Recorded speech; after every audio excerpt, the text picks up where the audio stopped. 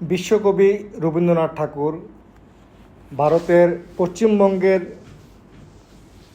কলকাতার ঠাকুরবাড়িতে জন্মগ্রহণ করেন। তিনি যেই ঠাকুরবাড়িতে জন্মগ্রহণ করেছেন সেই ঠাকুরবাড়ি এলাকার দৃশ্য এটি। আমরা বাড়িটি দেখাতে পারছি না, কারণ আমরা গাড়ি দিয়ে যাচ্ছিলাম, রাস্তার পাশ থেকে ভিডিও ধারণ করেছি।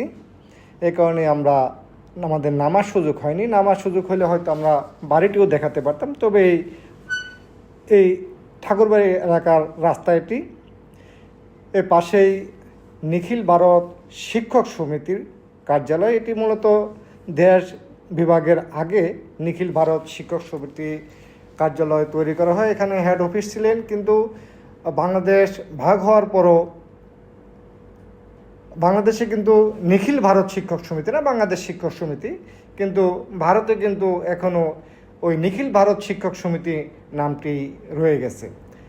প্রিয় দর্শক, আমরা খুব সকালবেলা রওনা দিয়েছি। এই সকালবেলার কলকাতার রাস্তার দৃশ্য আপনাদেরকে দেখানোর চেষ্টা করছি।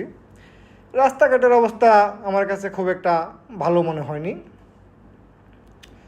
রাস্তায় যথেষ্ট ময়লা আবর্জনা চোখে পড়েছে।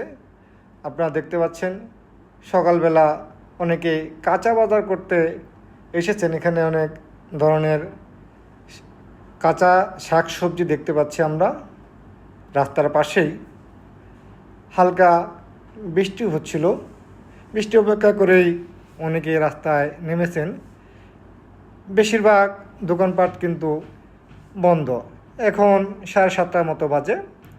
আমার মনে হয় 9টা-10টার মধ্যে দোকানপাট খুলবে। তবে ভোরে যারা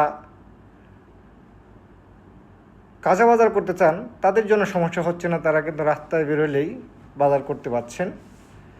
রাস্তায় দেখতে পাচ্ছি ট্রাক সহ বিভিন্ন যানবাহন কিন্তু পার্কিং করে রাখা হয়েছে।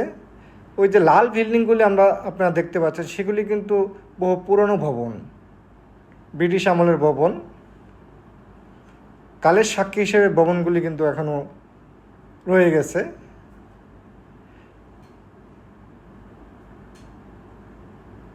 দর্শক, আপনারা ভালো থাকবেন।